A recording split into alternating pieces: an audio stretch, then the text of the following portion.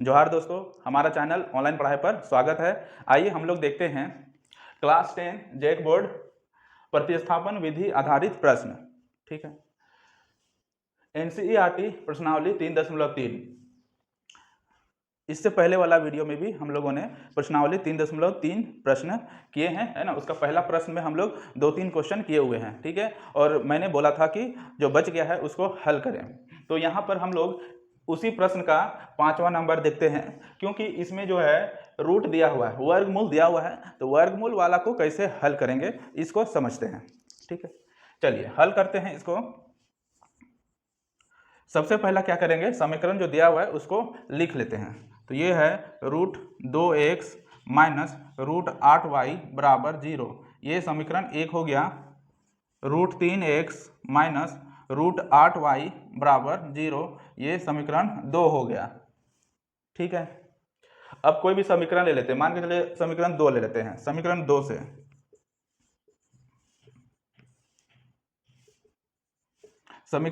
से ले लेते हैं और इसमें x का मान निकालते हैं। तो ये हो जाएगा √3x माइनस √8y बराबर 0। तो यहाँ से √3x बराबर, अब ये जो √8y है ये माइनस में, इसको इधर शिफ्ट कर देंगे तो प्लस हो जाएगा। तो ये हो जाएगा √8y। तो यहाँ x का मान क्या आ गया, √8y बटा √3 आ गया, ठीक है। अभी x के मान को हम लोग क्या करेंगे, प्रतिस्थापन विधि द्वारा x का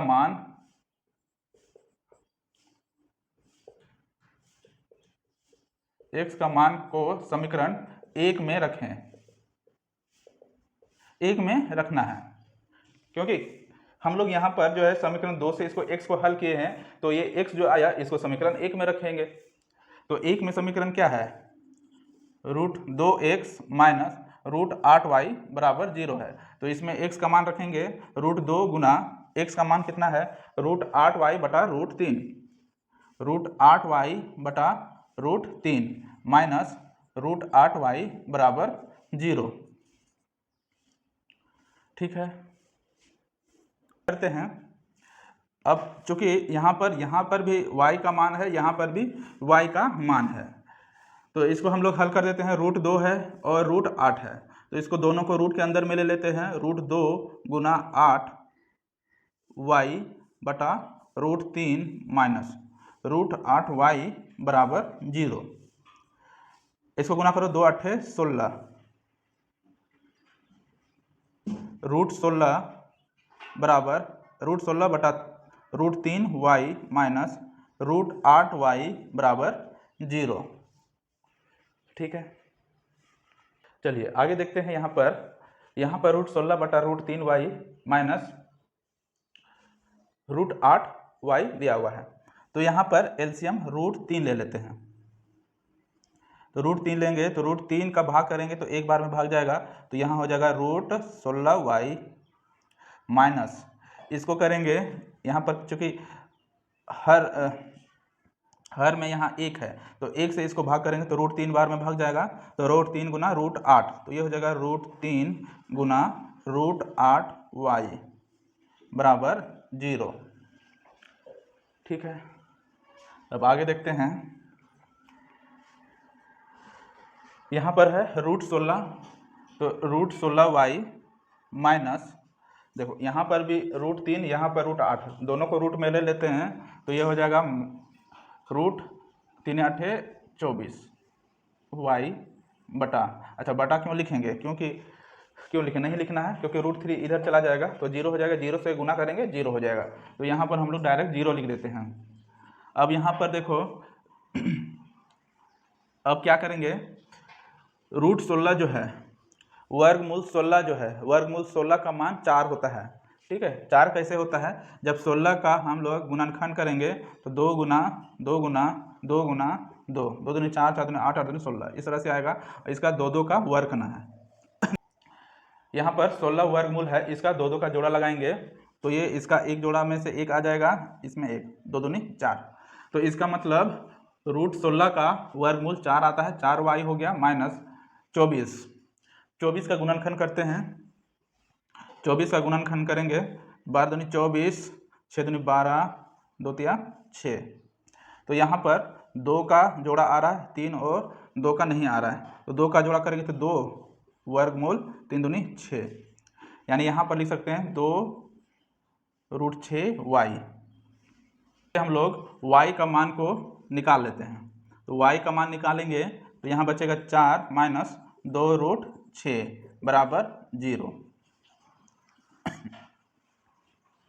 तो y बराबर, इसको ये y और ये आपस में गुना है, इसका मतलब ये अगर नीचे ले जाएंगे तो 0 बटा कुछ भी रहे तो वो 0 हो जाता है, तो ये क्या हो जाएगा, 0 हो जाएगा, y का मान 0 हो जाएगा।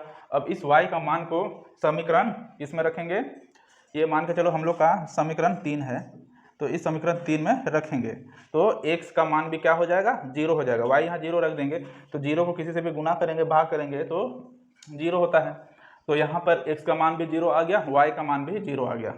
यहाँ y का मान समीकरण 3 में रखें तो यहाँ पर x बराबर आ जाएगा √8 बटा √3y, √8 बटा √3 गुना 0, तो ये 0 हो जाएगा। तो x का मान आ गया 0, y का मान आ गया 0। तो इस तरह से हम लोग रूट वाला समीकरण को हल करते हैं। ठीक है, चलिए हम लोग आगे क्वेश्चन देखते हैं। ठीक है,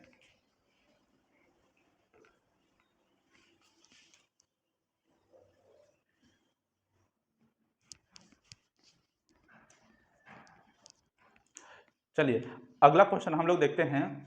क्वेश्चन नंबर 3 का पहला, क्वेश्चन नंबर 3 का पहला है प्रश्नावली 3.3 में क्वेश्चन नंबर 3 का पहला प्रश्न।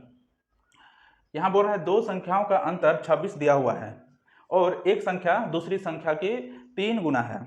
ठीक है, तो उन्हें ज्ञात कीजिए, यानी वो दो संख्या को ज्ञात करना है। क्या है, यहाँ पर हम लोग का दिया हुआ है, कंडीशन दिया हुआ है कि दो संख्याओं का अंतर 26 है और एक संख्या जो है दूसरी संख्या से 3 गुना है। चलिए इसको हल करते हैं।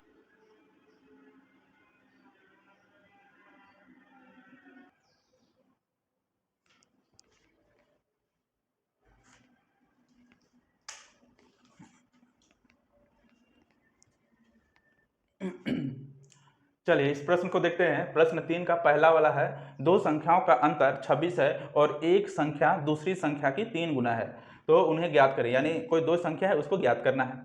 तो माना पहला संख्या x है, दूसरा संख्या y है, तो प्रश्न के आधार पर क्या बोला है, दो संख्याओं का अंतर 26 है, तो दोनों संख्याओं का अंतर 26 कर दिए, x माइनस वाई बराबर 26, ये समीकरण 1 हो गया।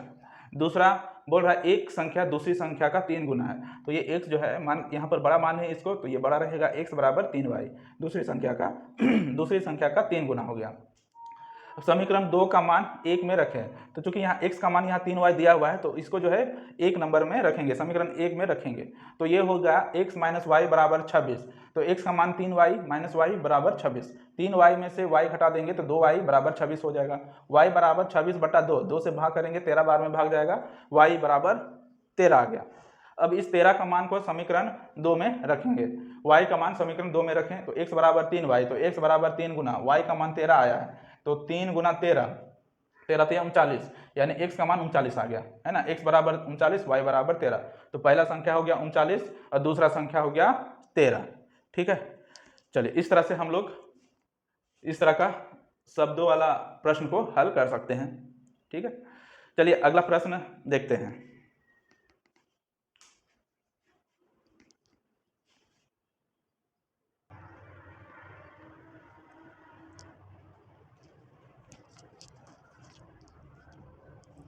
चलिए अगला क्वेश्चन देखते हैं। अगला क्वेश्चन दिया हुआ है, ये प्रश्न नंबर 3 का दूसरा प्रश्न है, दो संपूरक कोणों में बड़ा कोण छोटा कोण से 18 डिग्री अधिक है, तो उन्हें ज्ञात करें। ठीक है,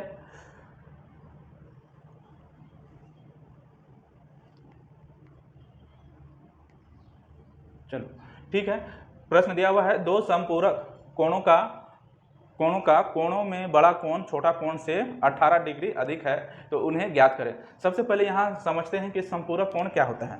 समपूरक कोण किसे कहते हैं? जब दो कोणों का योग, कोण डिग्री है ना, जब दो कोणों का योग 180 डिग्री हो तो उन दोनों को समपूरक कोण कहेंगे। अगर यहाँ पर इस तरह से लिखें कि x जोड़ y बराबर 180 डिग्री, 180 डिग्री आए तो ये दोनों जो है समपूरक कोण कहलाएगा। ठीक है ठीक है। एक होता है पूरक कोण। पूरक कोण में क्या है कि जब दो कोणों का योग 90 डिग्री हो तो उसे हम लोग पूरक कोण कहेंगे, है ना। और जब दो कोणों का योग 180 है तो उसको हम लोग समपूरक कोण कहेंगे। ठीक है। 3 का मान 1 में रखें। समीकरण 1 में रखना है। एक हम लोग का है x प्लस वाई बराबर 180। तो x का मान कितना आया है? y जोड़ 18 प्लस वाई बराबर 180। तो y प्लस वाई 2y बराबर 180 माइनस ये 18 इधर करेंगे तो माइनस 18 हो जाएगा। 2y बराबर 10 में 8 गया 2, 7 में 1 गया 6 और ये 162। तो y बराबर हो जाएगा 162 बटा 2, 2 से भाग करेंगे 2 8 16, 2 एकम 2, यानी यहाँ पर y का मान आ गया 81। यानी एक कोण जो है 81 डिग्री होगा। अब इस y का मान को समीकरण 3 में रखेंगे। y का मान समीकरण 3 में रखें, 3 में रखें तो यहाँ पर x बराबर हम लोग का कितना आया है? y जोड़ 18 और y का मान निकाले हैं 81। तो 81 जोड़ 18, इसको जोड़ दो 8 और 1 9, 8 और 1 9, x का मान कितना आ गया? 99। तो पहला कोण क्या हो गया? पहला कोण बराबर 99 और दूसरा कोण बराबर 81। ठीक है। तो इस तरह से हम लोग प्रश्न को करेंगे। ठीक है। तो ये हम लोग का प्रश्न नंबर 3 का दूसरा प्रश्न था, है ना। इसी तरह से हम लोग हल करेंगे शब्दों वाले प्रश्न को। पहले शब्दों से यानी दिए हुए वाक्य से, है ना, समीकरण बनाएंगे और उस समीकरण को हल करेंगे प्रतिस्थापन विधि द्वारा। ठीक है। तो अगर आप लोगों को वीडियो पसंद आ रहा हो, है ना, यहाँ पर कंसेप्ट क्लियर हो रहा हो तो चैनल को सब्सक्राइब करें, लाइक करें, कमेंट करें। जो प्रश्न अगर नहीं बन रहा है तो उसको कमेंट में कमेंट करके भेज सकते हैं, हम लोग यहाँ पर उसको हल करेंगे। ठीक है। कोई भी NCERT बुक का क्वेश्चन अगर नहीं बन रहा है ना, क्योंकि हम लोग का यहाँ पर 2 चर वाले समीकरण का हम लोग कर रहे हैं, तो इससे प्रश्न जो भी अगर नहीं बन रहा है तो यहाँ पर हम लोग कमेंट करके पूछ सकते हैं, है ना। वीडियो सेक्शन में नीचे जब रहता है वो कमेंट सेक्शन रहता है वीडियो में, तो वहाँ पर आप लोग लिख के या फिर फोटो खींच के डाल के उसको पूछ सकते हैं, यहाँ पर उसको हल करेंगे, है ना। अच्छा से आराम से पूरा फुल कंसेप्ट के साथ हल करेंगे, समझेंगे, है ना। तो इस तरह से हम लोगों ने देखा प्रश्न को, है ना। नेक्स्ट हम लोग इसी तरह से प्रश्न को हल करेंगे। अभी हम लोग प्रतिस्थापन विधि कर रहे हैं, उसके बाद हम लोग विलोपन विधि करेंगे। तो फिलहाल हम लोग प्रतिस्थापन विधि से जितना भी प्रश्न है NCERT का उस सबको हम लोग कंप्लीट करेंगे, है ना। खुद से भी ट्राई करें, है ना। अगर बन रहा है तो बहुत अच्छी बात है, और नहीं बन रहा है तो कमेंट सेक्शन में बता के यहाँ पर बताएं और यहाँ पर हम लोग उसको हल करेंगे। ठीक है। तो अभी के लिए इतना ही, धन्यवाद।